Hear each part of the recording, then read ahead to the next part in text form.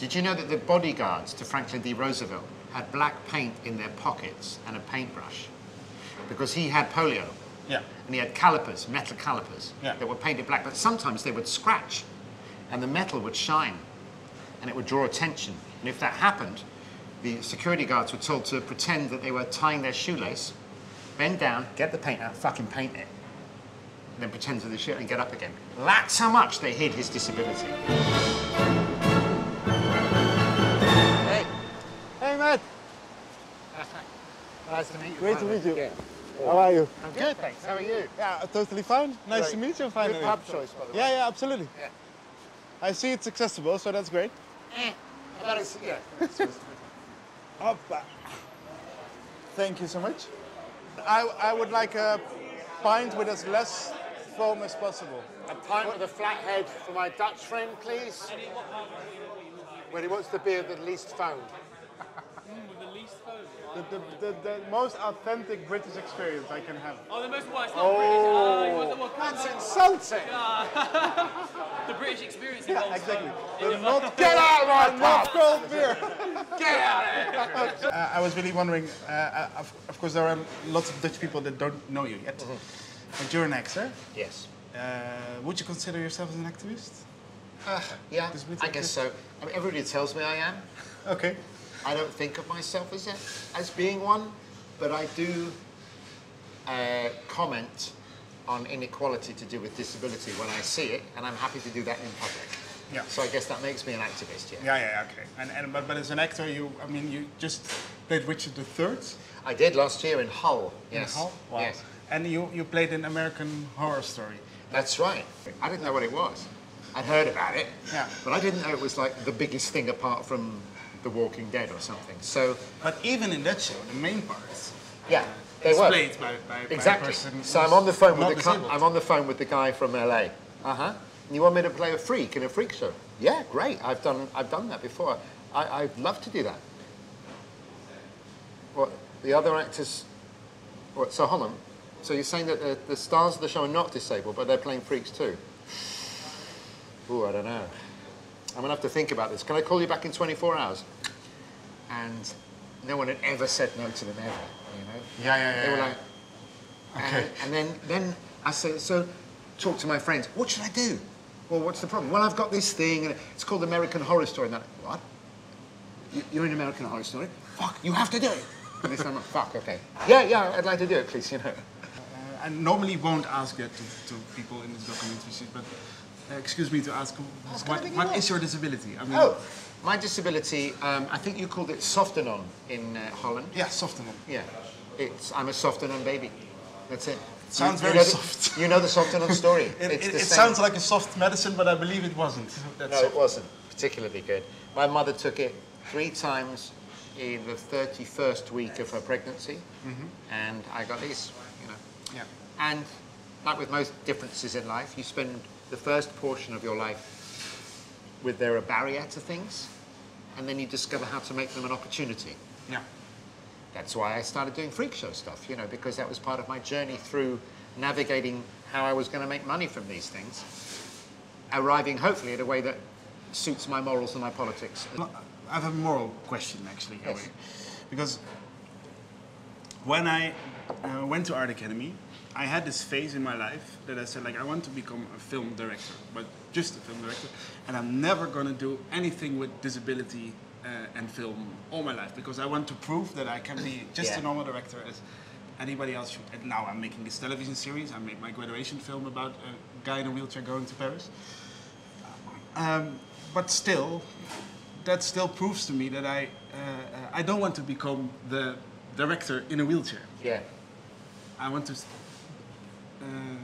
to be seen as the director first, and maybe the wheelchair somewhere second. Yeah. Well, I think. Go. Sorry. No, but how did you deal with that? Because as an actor, it's always visible. Yeah, always. Yeah. That you have a disability. Always. Yeah. I mean, I can hide behind the camera if I want to. Indeed. Well, you know, it's tough, and that desire to be seen as an actor first and disabled second, similar to what you're saying, was with me and is still with me. However, you know, if it's a positive portrayal of disability, I'm really happy to do it because it kind of kills two birds with one stone. I'm being the actor, but I'm also doing something to move disability on. However, at the same time, I'm kept in the disability ghetto. You know, like you're saying. I think the job we have now is that I think we're both probably peers. You're probably as good at what you do as I am at what I do. We know we're good, we know we're professional, other people accept it, and yet here we still are talking about this, right? Which is fine, but our job as people with first world problems, okay? Because I think that's what we've got, right? Yeah. Because other disabled people, unemployed disabled people look at us and go, shut up, you've got a great life. Much better than my life. Let's not get into that one. But what I'm saying is, our line here is that thing. And now you and me, in our own way, have to find a way across that line. But how? I don't fucking know. I have a confession to make. Ah. I made my graduation film about a guy in a wheelchair discovering Paris as the city of love. And guess what? Paris is inaccessible. That was the plot of the film. Yeah, I remember it being really inaccessible. I searched for a disabled actor for months. Yeah. Didn't find him. Okay. So at the end, I asked a wonderful actor, Niels Gompertz, to play a person in a wheelchair. He did an extraordinary job. I mean, he imitated me, basically. Do you think that in some occasion that's okay to do? Of course, I've had this conversation so many times, you know. And I arrive finally at this statement, if a disabled person can't be in a non-disabled role, doing a part that has nothing to do with the body, then the able-bodied actor can't play the disabled person. But if they can, then they can. So, I hear you. Listen, it's not ideal.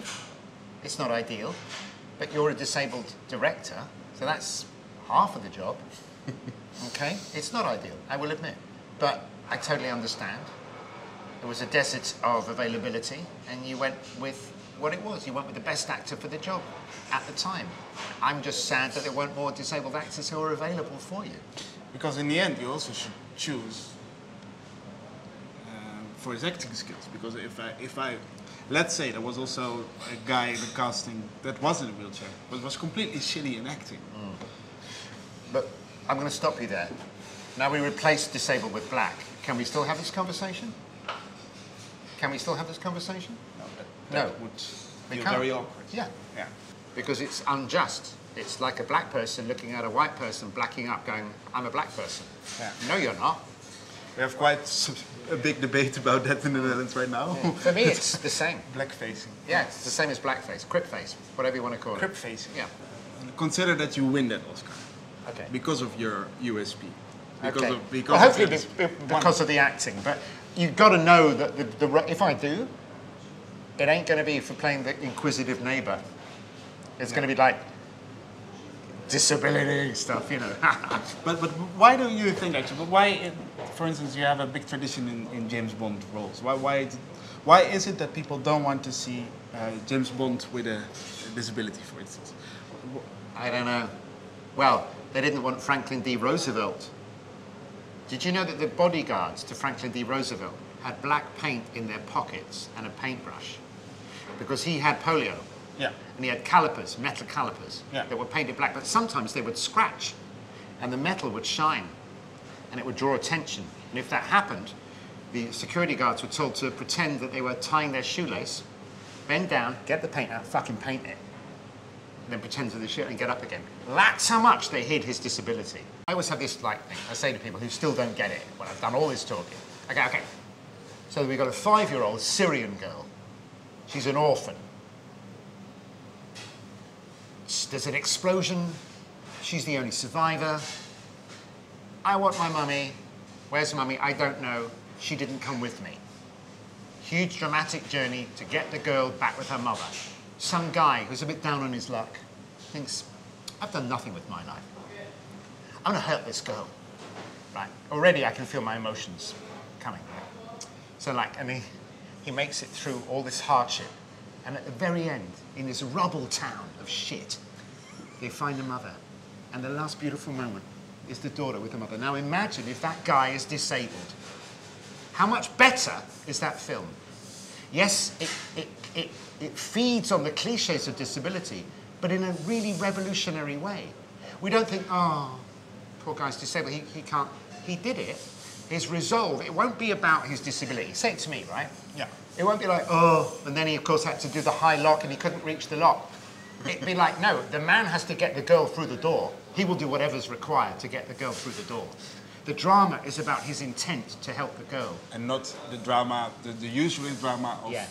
having a disability Yeah. and overcome the disability. I gave a speech to some young drama students once, last year, and I remember thinking, all the times I was an arsehole, but I was clearly trying something new, trying to break out of my cocoon to be an actor when I wasn't very good.